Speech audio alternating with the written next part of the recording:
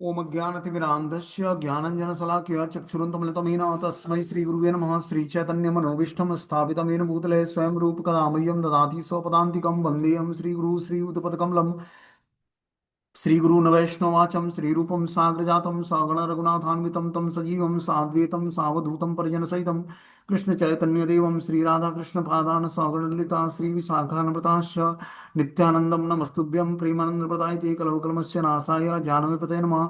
नमो महावदन्याय कृष्णप्रियं प्रदायते कृष्णाय कृष्णचैतन्य नामिने गौरद्विषे नमः। पंचतत्वात्मकं कृष्णं भक्तरूपस्वरूपकं भक्तावतारं भक्ताख्यं नमामि भक्तिशक्तिकं। हे कृष्ण करुणा सिन्धु दीनबन्धु जगत्पते गोपेश गोपिका कांत राधा कांत नमस्तु ते तप्त कांचन गौरांगे श्री राधे वृंदावनेश्वरी ब्रह्मानुसुते देवी प्रणमामि हरिप्रिये। वाञ्छाकल्पतरुवक्षा कृपा सिन्धुभ्यो च पतितानां पावनेभ्यो वैष्णवेभ्यो नमः। जय श्री कृष्ण चैतन्य प्रभु नित्यानंद श्री अद्वैत गदाधर श्रीवासादि श्री गौर भक्तवृंद। हरे कृष्ण कृष्ण कृष्ण हरे हरे हरे राम राम राम हरे हरे। तो इसमें आज हम लोग को शिक्षाष्टकम के दूसरे श्लोक पर हम लोग चर्चाएं कर रहे थे। आज दूसरा क्लास है, तो इसको हम लोग फिर दूसरा क्लास शिक्षाष्टकम के दूसरे श्लोक पर है। ठीक है ना। तो इसके बारे में हम लोग सुनेंगे कि भगवान चैतन्य महाप्रभु ने शिक्षाष्टकम के माध्यम से जो श्रद्धा से प्रेम तक का मार्ग बताया, उसमें दूसरे श्लोक का क्या इंपॉर्टेंस बताया उन्होंने, कि हमारे जीवन में दूसरे श्लोक का महत्व क्या है। इसको बताने के लिए उन्होंने शिक्षाष्टकम का दूसरा श्लोक लिखा है। बोलते हैं, नामना कार्य बहुधा निज सर्वशक्ति स तत्रार्पिता नियमते स्मरणे न काले एतादृशी तव कृपा भगवन् मापि दुर्दैव मीदृशी महा मिहा जानुनानुरागो। हमारे दुर्भाग्य का दूसरा कारण है असत तृष्णा, अर्थात बता रहे हैं हमारी चेतना का अहंकार से बुझ जाना इस बात का प्रमाण है कि हम में आत्मज्ञान की कमी है। हम यह समझ नहीं पाते कि हम कृष्ण के नित्य दास हैं और हमारा उनसे यह संबंध नहीं बदला जा सकता है। तो शिक्षाष्टकम के दूसरे श्लोक का तात्पर्य लिखते हैं कि हे भगवान, आपके पवित्र नाम में जीव के लिए समस्त सौभाग्य संचित है। जो भगवान का पवित्र नाम है, उस उसी से ही जीवात्मा का समस्त सौभाग्य खुलने वाला है। इसलिए आपके कई नाम हैं, यथा कृष्ण गोविंद, जिनके द्वारा आप अपना विस्तार करते हैं। आपने अपने इन नामों में अपनी सारी शक्तियां लगा रखी हैं और उनको स्मरण करने को कोई निश्चित नियम नहीं दिया है। हे प्रभु, यदि आप अपने पवित्र नामों की उदारता पूर्वक शिक्षा देकर पतित बद्ध जीवों पर ऐसी कृपा करते हैं, किंतु मैं इतना अभागा हूं कि आपके नाम कीर्तन करते समय अपराध करता हूं, जिसके कारण मैं कीर्तन के प्रति अनुरक्ति प्राप्त नहीं कर पाता। तो जो भगवान का पवित्र नाम है, ये समस्त सौभाग्य संचित करने वाला, देने वाला है।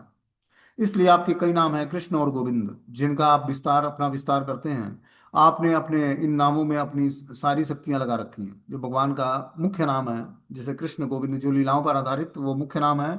और जो कुछ गौड़ नाम होते हैं भगवान के, तो जो लीलाओं पर आधारित होता है वो मुख्य नाम कहलाता है। उस मुख्य नाम का व्यक्ति उच्चारण करता है तो भगवान अपना विस्तार करते हैं उस भक्त के जीवन में। आपने अपने इन नामों में अपनी सारी शक्तियां लगा रखी हैं। जो भगवान के मुख्य नाम है उसमें सारी शक्तियां समन्वित हैं और उनको स्मरण करने के कोई निश्चित नियम नहीं है। हे प्रभु, यदि आप अपने पवित्र नामों की उदारता पूर्वक शिक्षा देकर पतित बद्ध जीवों पर ऐसी कृपा करते हैं, किंतु मैं इतना अभागा हूं कि आपके नाम कीर्तन करते समय अपराध करता हूं, जिसके कारण मैं कीर्तन के प्रति अनुरक्ति प्राप्त नहीं कर पाता। तो बता रहे हैं कि आपके नाम कीर्तन करते समय मैं अपराध करता हूं, जिसके कारण मैं कीर्तन के प्रति अनुरक्ति प्राप्त नहीं कर पाता। जब तक व्यक्ति नाम संकीर्तन के टाइम अगर जो अपराध करेगा, तो उसका नाम कीर्तन के प्रति अनुरक्ति उत्पन्न नहीं होगी। वो अनुरक्त नहीं होगा भगवान के नाम से। इसी में आगे हम लोग पढ़ रहे थे, उसमें बताया जा रहा है कि हमारे दुर्भाग्य का दूसरा कारण है असत तृष्णा, अर्थात अस्थाई वस्तु की अभिलाषा।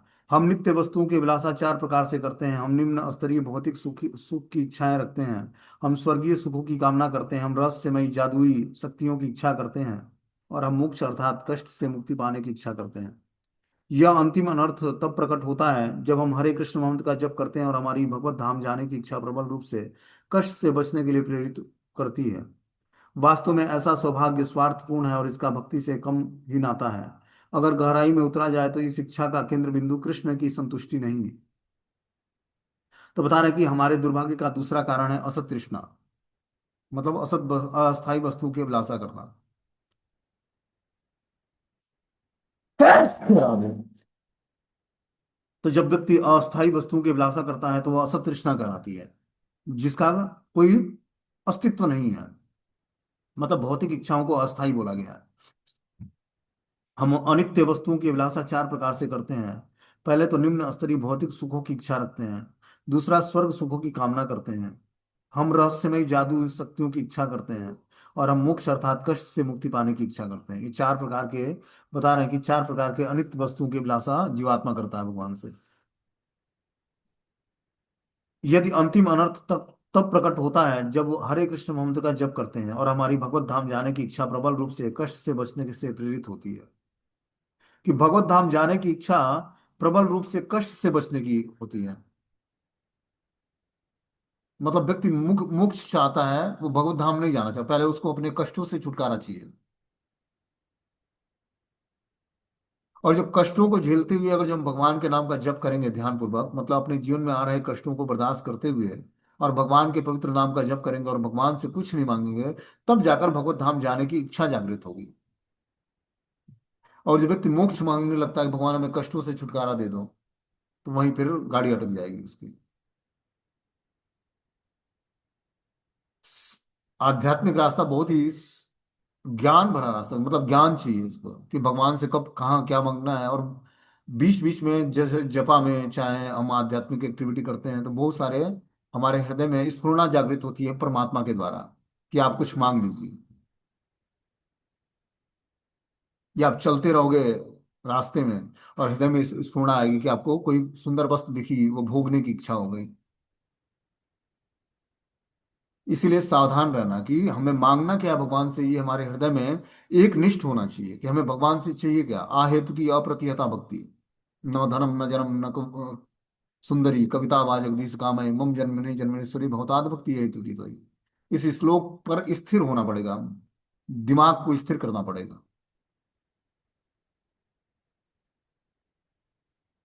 नहीं तो जैसे ही आपने इच्छा व्यक्त की, वो इच्छा तुरंत पूरी हो जाएगी। किसी दूसरे वस्तु की अभिलाषा कर दिया तो भगवान यूं ही किसी को प्रेमा भक्ति नहीं प्रदान करते, या शुद्ध भक्ति ऐसे ही प्रदान नहीं करते।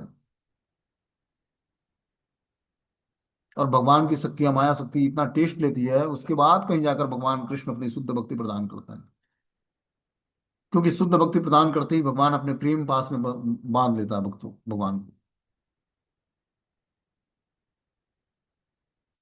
तो वो स्थिति बहुत ही हायर लेवल की चीज है, उससे पहले हमें सावधान रहना पड़ेगा। बहुत सारी स्फुरना हृदय में जागृत होती है कि आप ये ले लो, ये ले लो, ये ले लो, परमात्मा के द्वारा।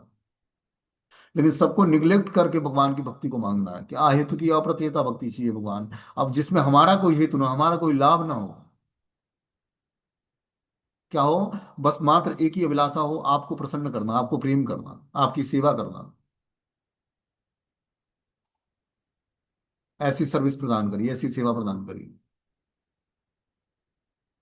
बोलते हैं हम निम्न स्तरीय भौतिक सुखों की इच्छा रखते हैं। हम स्वर्गीय सुखों की कामना करते हैं। हम रहस्यमयी जादुई शक्तियों की इच्छा करते हैं। और हम मोक्ष की इच्छा करते हैं। और हम मोक्ष अर्थात कष्ट से मुक्ति पाने की इच्छा करते हैं। यह अंतिम अनर्थ तब प्रकट होता है जब हम हरे कृष्ण मंत्र का जप करते हैं और हमारी भगवत धाम जाने की इच्छा प्रबल रूप से कष्ट से बचने के लिए प्रेरित होती है। वास्तव में ऐसा सौभाग्य स्वभाव स्वार्थपूर्ण है, इसका भक्ति से कम ही नाता है। अगर गहराई में उतरा जाए तो इस इच्छा का केंद्र मुक्ति है, कृष्ण की तुष्टि नहीं है। तृतीय कारण बता रहे हैं, हृदय दौर्बल्यम। इसका अभिप्राय दो संबंधित दुर्बलताओं से है। ऐसी वस्तुओं में आसक्ति जिनका कृष्ण से कोई संबंध नहीं है।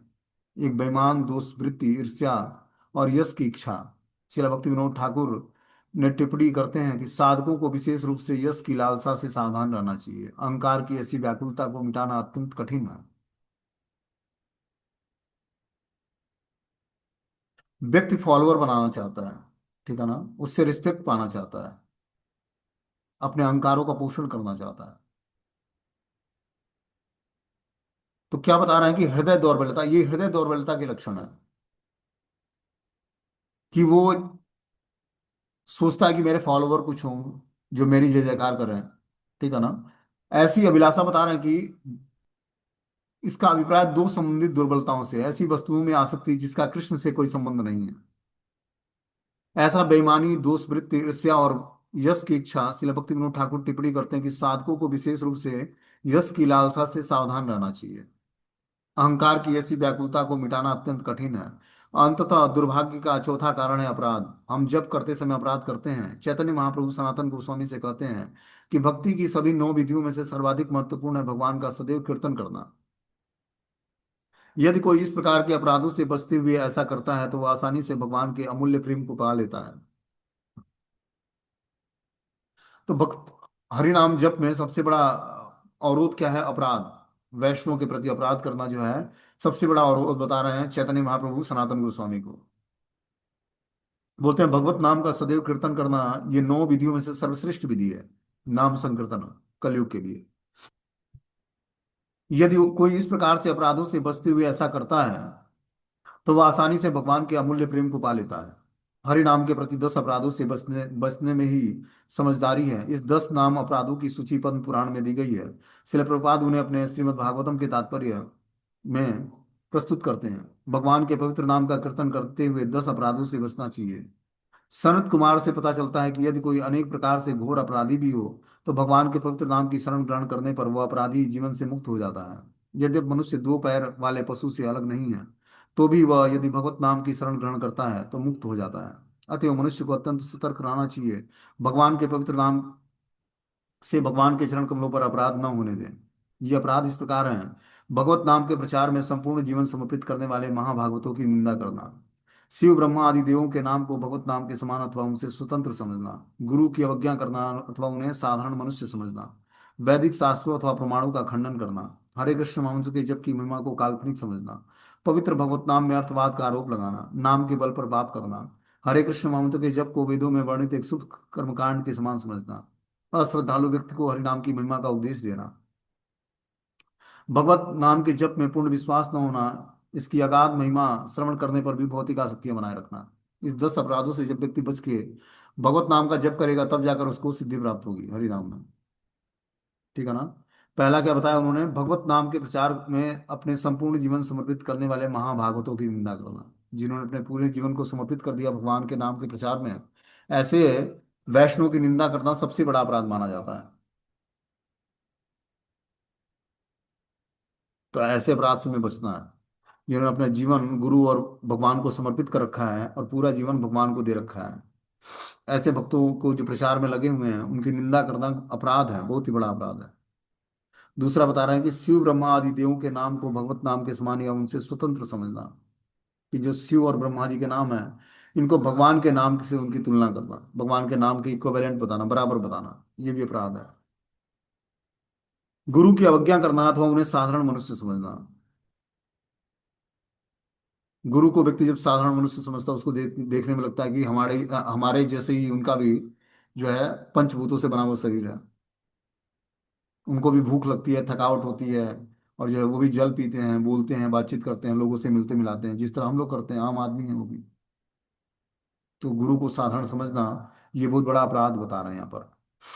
और ये हरिनाम के प्रति बहुत बड़ा अपराध है। इससे हरिनाम हमारा रुक जाएगा, जप नहीं हो पाएगा। उन्हें साधारण मनुष्य समझना, उनसे साधारण मनुष्य की तरह तुलना करना, साधारण मनुष्य से तुलना करना अपने गुरुदेव का या किसी भी गुरु वर्ग का, अपने ही गुरुदेव का नहीं, किसी भी गुरु वर्ग का अगर हम साधारण मनुष्य से तुलना करते हैं तो बहुत बड़ा अपराध है।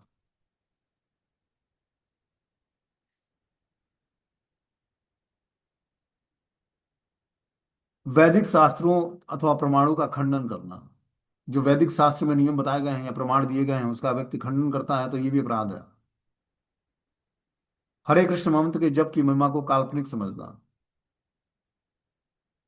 ये कब काल्पनिक लगता है? जब हम हरि नाम की महिमा नहीं सुनते या भगवत कथा नहीं सुनते तो महिमा नाम जो है काल्पनिक लगने लगता है। लगता है ये तो कृत्रिम नाम है, इसको जपने से क्या होगा, ऐसी भावना जागृत होने लगती है कि एक ही नाम बार बार उच्चारण करने से क्या होगा। लेकिन जब वही हम हरि कथा सुनते हैं, भगवत नाम की महिमा सुनते हैं, तब पता लगता है कि नाम की महिमा क्या है, भगवत नाम कितना पावरफुल है, और क्या सब सब कल्प वृक्ष है, सब कुछ देने वाला है। तो जितना ही हम नाम की महिमा सुनेंगे, ग्लोरिफिकेशन सुनेंगे हरि नाम की, उतना ही हमारा जप में दृढ़ता आएगी। इसीलिए हरि नाम की महिमा को सुनना बहुत ही आवश्यक है। बता रहे हैं हरे कृष्ण मंत्र के जप की महिमा को काल्पनिक समझना, पवित्र भगवत नाम में अर्थवाद का आरोप लगाना। जो पवित्र भगवत नाम है, उसमें अर्थवाद का आरोप लगाना भी बहुत बड़ा पाप है। नाम के बल पर पाप करना, कि हरि नाम जप करते हैं, कुछ भी हम कर रहे हैं, तो उससे पाप हमारा नष्ट हो जाएगा। मतलब पाप कर्म कर रहे हैं, उसको शमित करने के लिए हरि नाम का जप कर रहे हैं, तो बहुत बड़ा अपराध बता रहे हैं यहाँ पर। हरे कृष्ण महामंत्र के जप को वेदों में वर्णित एक शुभ सकाम कर्मकांड के समान समझना, कि हरे कृष्ण महामंत्र का जो जप है, वो वेदों में वर्णित एक शुभ कर्मकांड है। ऐसा जो समझता है, वो महामूर्ख व्यक्ति है। बोलते हैं कि पवित्र भगवत नाम में अर्थवाद का आरोप लगाना, नाम के बल पर पाप करना, हरे कृष्ण मंत्र के जप को वेदों में वर्णित एक शुभ सकाम कर्मकांड के समान समझना, अश्रद्धालु व्यक्ति को हरि नाम की महिमा का उपदेश करना भी अपराध है। जिसकी श्रद्धा नहीं है भगवत नाम में, उसको उपदेश नहीं करना है, ये भी बहुत बड़ा अपराध है, क्योंकि वो हरि नाम की महिमा को समझ नहीं पाएगा। भगवत नाम के जप में पूर्ण विश्वास न होना, इसकी अगाध महिमा श्रवण करने पर भी भौतिक आसक्ति बनाए रखना। ये हरि नाम ऐसा है कि व्यक्ति अपराध पूर्वक अगर जो नाम जप करता है, तो उसकी समस्त भौतिक इच्छाएं पूर्ण हो जाएंगी, और शुद्ध नाम लेने लगेगा, तब तो उसको भगवत प्रेम और भगवत धाम प्राप्त हो जाएगा, जिसकी कभी कल्पना भी नहीं किया होगा। मतलब एक नया, नवीन जीवन। लेकिन टाइम लगता है। उत्साह निश्चया धैर्य तत्त कर्म प्रवर्तनात् संग त्यागो सतोवृत्ति खड्विद भक्ति प्रसिद्धति। रूप गोस्वामी बताते हैं उपदेशामृत में, कि हमें उस उत्साह निश्चय और धैर्य रखना पड़ेगा। उत्साहपूर्वक नाम जप करना पड़ेगा। होगा कि निश्चय ही कृष्ण हम पर कृपा करेंगे। धैर्य रखना होगा, पेशेंस रखना होगा, वेट करना होगा भगवान की कृपा का। तत् कर्म प्रवर्तना, और संग त्यागो, संग त्यागना पड़ेगा। कैसे? असत संग का त्याग करना पड़ेगा, सतो वृत्ति धारण करनी पड़ेगी, तब हमारी भक्ति रंग लाएगी। खंडवित भक्ति प्रसिद्ध थी।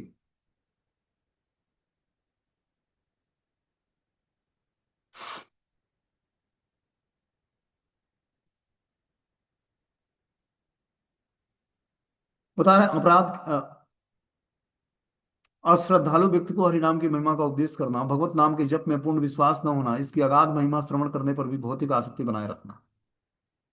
जब हम हरि नाम का अगाध महिमा सुनते हैं कि हरि नाम क्या क्या चीजें हमें प्रदान कर सकता है, और उसके बाद भी हम भौतिक आसक्ति बनाए रखते हैं, तो ये हरि नाम पर के प्रति अपराध है। इसलिए हमें बहुत ही सतर्क रहना चाहिए। अपराधों से बचते हुए जब हम हरि नाम जप करेंगे, तो हम बहुत जल्दी सक्सेस हो जाएंगे अपनी लाइफ में। सफलता का मतलब क्या होता है? आध्यात्मिक जीवन में सफलता का क्या मतलब है? आध्यात्मिक जीवन में सफलता का मतलब है कि हमारी नाम में, धाम में, नाम लीला गुण रूप धाम में कितनी श्रद्धा जागृत हुई, कितनी भौतिक भौतिक आसक्तियां घटी। भौतिक आसक्तियों के घटने मात्र से व्यक्ति संतुष्ट हो जाता है, सेटिस्फेक्शन मिलता है उसको। जैसे हमने बताया कि भोजन करने से तुष्टि पुष्टि और क्षुधा निवृत्ति होती है। तुष्टि मतलब सेटिस्फेक्शन मिलता है, पुष्टि मतलब पौष्टिकता मिलती है, और क्षुधा निवृत्ति मतलब पेट भर जाता है। उसी तरह जब हम हरि नाम का जप करते हैं, तो उसमें तुष्टि मिलती है, सेटिस्फेक्शन मिलता है अपने आप को, क्योंकि हमारी भौतिक इच्छाएं समित होती हैं। और पुष्टि पौष्टिकता मिलती है, आध्यात्मिक पोषण होता है, और व्यक्ति 100% जो है अपने आत्म स्तर को प्राप्त कर लेता है, जो उसकी आवश्यकता है, आत्मा की आवश्यकता है। जिस तरह पेट की आवश्यकता भोजन है, उसी तरह आत्मा की आवश्यकता है हरि नाम।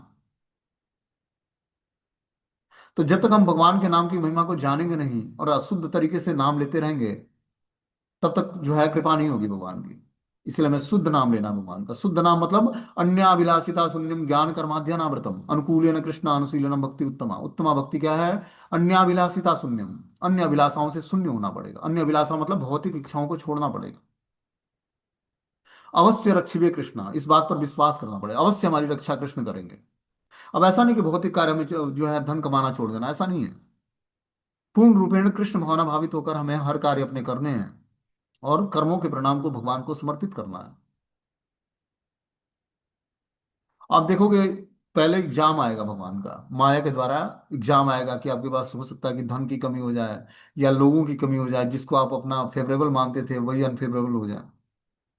लेकिन उस सिचुएशंस में अगर जो आप भक्ति को मेंटेन करते हो, तो भगवान ऐसा फेवरेबल चांस देंगे आपको कि आप पूजनीय बन जाओगे। व्यक्ति के, हर एक व्यक्ति के जीवन में भगवान जब वो महामंत्र का जाप करता है तो उसके जीवन में एक ऐसा मोड़ आएगा। उसको बस सिलेक्शन करना होगा कि आप किधर जाना चाहते हो। उस समय अगर जो वो सही ट्रैक पकड़ लेता है तो निश्चित रूप से जीवन में सफलता प्राप्त हो जाएगी उसको।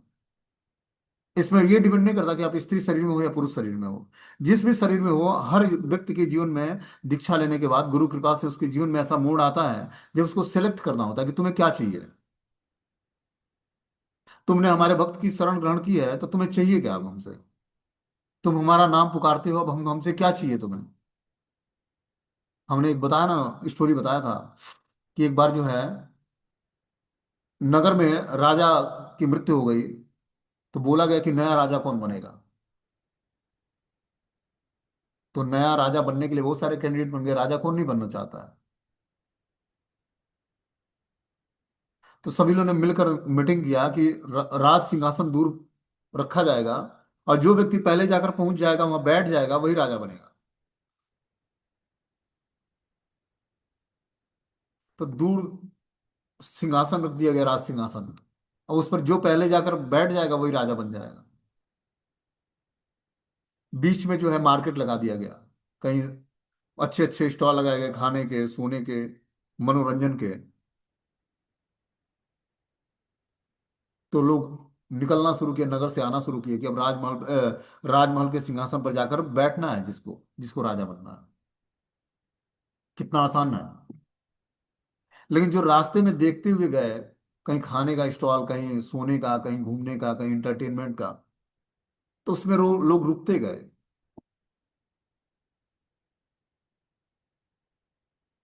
लेकिन एक सन्यासी था, उसने ट्रेनिंग लिया हुआ था उन चीजों का। उसको क्या दिखता, बस राज सिंहासन दिखता। अर्जुन को भगवान ने क्या बोला, हे अर्जुन, तुम जो है मछली के आंख में तीर मारने, द्रौपदी को अगर जो चाहिए तो मछली के नेत्र को वेधना है तुझे।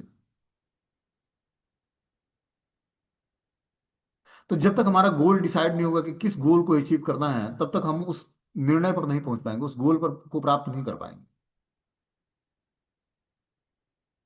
और हमारे जीवन की बाधा समाप्त नहीं होगी। बहुत सारे तीर्थों का भ्रमण कर लेंगे, बहुत सारे दर्शन कर लेंगे, बहुत सारे कथा सुन लेंगे, लेकिन जीवन में परिवर्तन नहीं आएगा, हमारी वासनाएं नष्ट नहीं होंगी, हमारी जो मेंटालिटी है शुद्ध नहीं होगी। क्योंकि जब तक हम किसी के आदेश का पालन नहीं करेंगे, तब तक जो है जीवन में बदलाव नहीं आएगा। ये आध्यात्मिक रास्ता दास बनने का है, स्वामी नहीं बनने का है। मैं क्लास लेता हूं तो मैं अपने गुरु का दास हूं, उनके दासों का। उनकी कृपा से हमारे क्लास में लोग आते हैं। मेरा अपना एफर्ट नहीं, मेरे अंदर इतना पवित्रता नहीं है कि मैं किसी को कुछ टीचिंग्स दे सकूं। ये तो उनकी कृपा है, जो उन्होंने हमें कुछ राइट्स दिया, अधिकार दिया हुआ है। नहीं तो हमारे बोलने से कौन प्रभावित होगा। ये मात्र गुरु कृपा है, जो हमें चांस मिला है, जो हमें मिला है कि चलो भाई कुछ सेवा कर लो, बस सेवा भाव है, और कुछ नहीं है।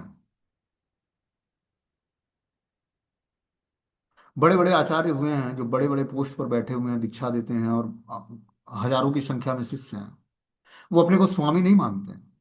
क्या मानते हैं, इन सबके हम सेवक हैं। ये गुरु कृपा से हमें सेवा करने का चांस मिला है। ये है तृणादपि सुनिचेन तरोरपि से, इसीलिए उनको आचार्य पोस्ट मिला है। उनके अंदर योग्यता है। क्या योग्यता है, तृणादपि सुनिचेन, एक तुच्छ जीवात्मा को भी रिस्पेक्ट देना, अपने पोजीशन का अभिमान न होना। यही महानता है वैष्णव की। जब तक हम दिव्य गुणों को धारण नहीं करेंगे ना, तब तक हमारे अंदर आध्यात्मिक समावेश नहीं होगा, आध्यात्मिक वाणी में तेज नहीं आएगा, वचनों में दृढ़ता नहीं आएगी, संकल्प में हम दृढ़ नहीं बने रहेंगे। एक होता है कि भौतिक उत्साह, 2 4 दिन उत्साह दिखाते हैं, फिर डल पड़ जाते हैं। एक है आध्यात्मिक उत्साह। आध्यात्मिक उत्साह, जब हम नियमों में दृढ़ता पूर्वक जुड़ते हैं तब आध्यात्मिक उत्साह बना रहता है। एक होता है भौतिक उत्साह, लोगों को दिखाने के लिए भक्ति करते हैं, उत्साहित होते हैं, फिर धीरे धीरे धीमे पड़ जाते हैं। भक्ति क्या है? बहुत ही सूक्ष्म विज्ञान है, इसको समझना पड़ेगा। क्या करना पड़ेगा? अपनी भक्ति को, गुरु के प्रति श्रद्धा को बहुत छिपाना होता है। भक्ति के नियमों सिद्धांतों को सबसे उजागर नहीं करना होता कि मैं क्या करता हूँ, मैं गुरु के प्रति निष्ठा हमारी कितनी है। नहीं नहीं। जैसे बहुमूल्य धरोहर मिल जाए व्यक्ति को तो क्या करता है, उसको छिपा के रखता है कि कोई जान न ले, कोई देख न ले, हृदय से लगा के रखेगा उसको।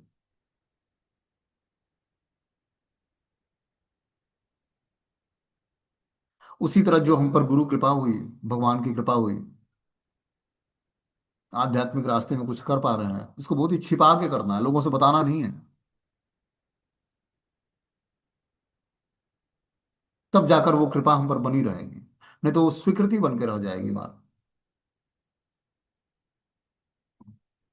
इसलिए बहुत ही सावधान रहना है। आध्यात्मिक, जब हमें कुछ सिद्धियां मिलनी होती है ना, तो उसको सिद्धियां परेशान करती हैं। सिद्धियां का मतलब है कि जैसे मान लो कि आप रेगुलर बेसिस भगवान की मंगला आरती कर लेते हो, नाम जप कर लेते हो, इसका मतलब कुछ आपके अनर्थ नष्ट हो गए हैं। तो इसके लिए हमें उत्साहित लोगों को बताना नहीं है, उसमें प्रगाढ़ता लानी है और दृढ़ बनना है। और क्या करें कि जिससे और भगवान प्रसन्न हो हमसे, और विनम्र बनना है, अपने अंदर विनम्रता लानी है कि हमारे गुरु महाराज की हम पर कृपा है जो मैं ऐसा कर पा रहा हूँ या ऐसा कर पा रही हूँ। उनकी कृपा नहीं होती तो मैं नहीं कर पाता। तब और कृपा होगी भगवान की। उन चीजों को छिपा के रखना है। जो गुरु कृपा से हमें मिला आशीर्वाद, उस आशीर्वाद को बनाए रखने के लिए बहुत ही पेशेंस रखना पड़ता है। आध्यात्मिक ऐसा उत्साह नहीं दिखाना है। उत्साह कैसा दिखाना है? जब हमें चांस मिले तो हमें सेवा करनी है सबकी, तुच्छ सेवा करनी है। अब ये सोच के हम अगर जो मंदिर जाते हैं कि हम घर में तो हम झाड़ू लगाते नहीं जी, मंदिर में कैसे झाड़ू लगा दें? घर में हम प्रसाद कुकिंग करते नहीं जी, किसी को सर्व करते नहीं, मंदिर में जाकर कैसे किसी को प्रसाद खिला सकते हैं जी? तो आपके अंदर सेवा भावना का, सेवा भावना मतलब जैसे आप घर में फैमिलियर रहते हो, वैसे ही अपने मंदिर में जाने के बाद हमें फैमिलियर ट्रीट करना है लोगों से। अपने व्यवहार से दिखाना है कि कैसे सेवा करनी है। पोस्ट बड़ा होने से व्यक्ति बड़ा नहीं होता है। व्यक्ति बड़ा होता है अपने चेतना को शुद्ध करके बड़ा बनता है। उसकी मेंटालिटी बड़ी होती है, भावनाएं बड़ी होती हैं, सबके प्रति प्रेम और रिस्पेक्ट की भावना होती है, सबके प्रति करुणा की भावना होती है। अभी बहुत ही दिव्य क्वालिटी अपने अंदर डेवलप करना है हमें। जब तक हमारे अंदर दिव्यता नहीं आएगी तब तक हम दिव्य धाम के वासी कैसे बनेंगे, भगवान के धाम कैसे जाएंगे? वहां तो दिव्य पुरुषों का समावेश होता है, वहां तो दिव्य पुरुष ही एंट्री कर पाते हैं, जिसके अंदर भगवान की कम से कम 26 क्वालिटी आ गई। भगवान में तो इनफाइनाइट क्वालिटी है, लेकिन 26 क्वालिटी जब जीवात्मा में आती है तब वो भगवत धाम जाने की योग्यता हासिल करता है।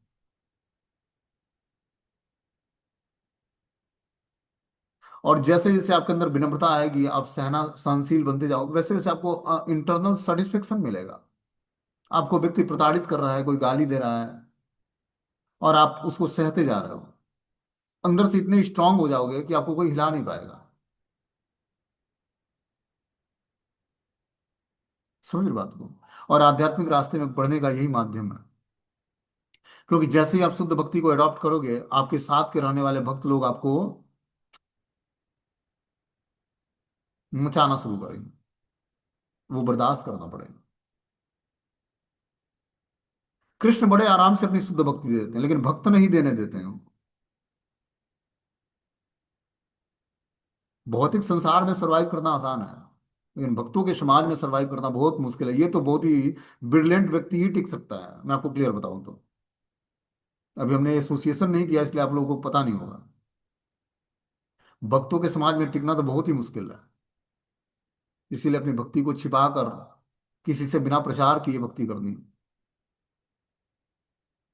दिखाना नहीं है कि बहुत अच्छा माला जप कर लेते हैं, बहुत अच्छा कथा बोल लेते हैं, बहुत अच्छा जो है बुक्स पढ़ लेते हैं, अंडरस्टैंडिंग कर लेते हैं। ये सब चीजें बतानी नहीं है किसी को, इसको छिपा के रखना है। बहुमूल्य धरोहर मिला, गुरु की कृपा से मिली है।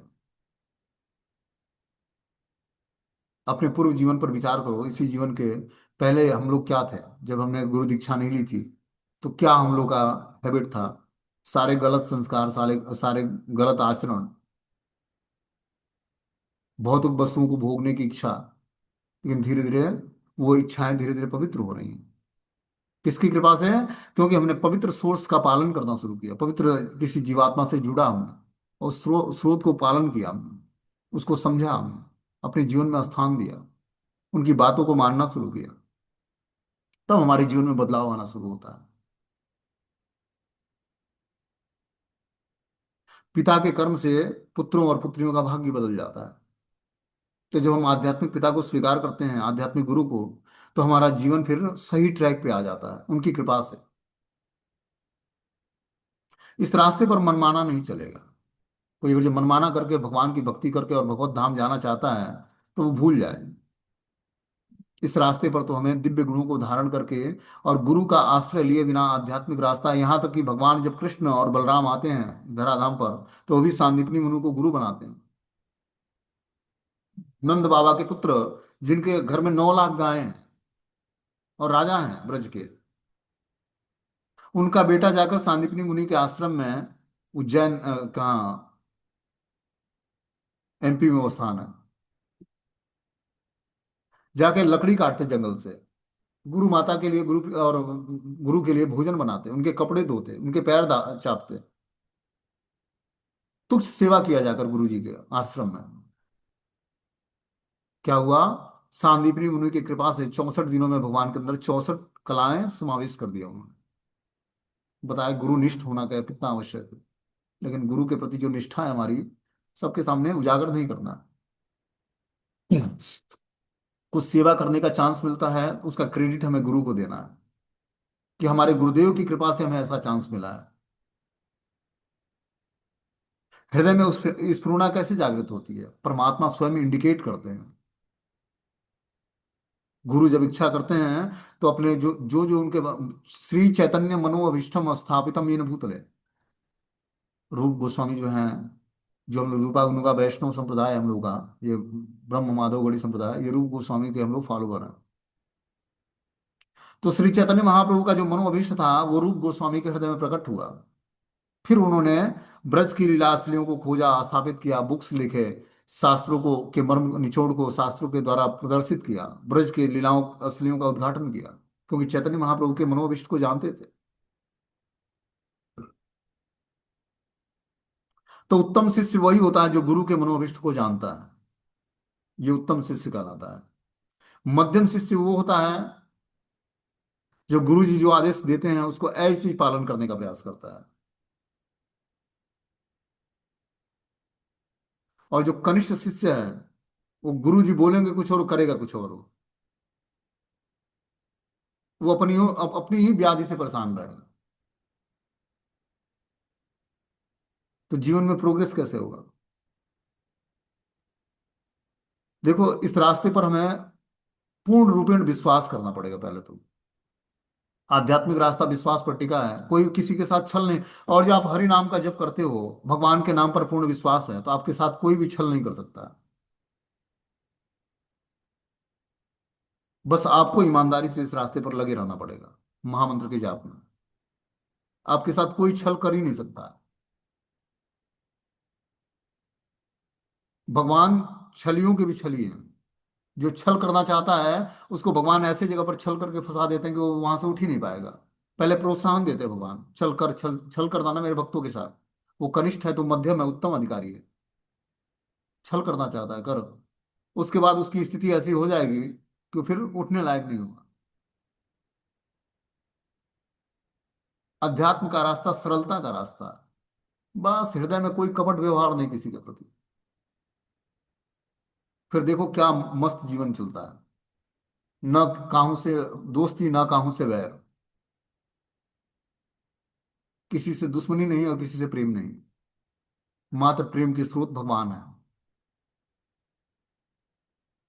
तब देखो क्या बिंदास जीवन चलता है अपना। आगे से बता रहा है कि अपराध क्या है, क्यों क्यों ये अपराध जब उसके परिणाम प्राप्त करने की हमारी क्षमता पर विपरीत प्रभाव डालते हैं, यह समझने के लिए हमें यह ध्यान रखना होगा कि कृष्ण और उनका नाम अभिन्न है। अर्थात जिस प्रकार श्री कृष्ण एक व्यक्ति हैं, उसी तरह पवित्र नाम भी एक व्यक्ति है। नाम अपराध करने का अर्थ यह हुआ कि हम नाम प्रभु के प्रति का अपमान कर रहे हैं।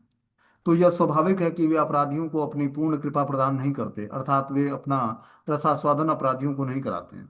तो जो व्यक्ति नाम के प्रति अपराध करता है, तो जिस तरह बता रहे हैं कि श्री कृष्ण एक व्यक्ति की तरह है, ठीक है ना, भगवान का एक ह्यूमन फॉर्म है जिसके हम लोग पूजा आराधना करते हैं। भगवान हमेशा आद्यम पुराण पुरुषम नव यौनम 16 वर्ष की अवस्था में होते हैं।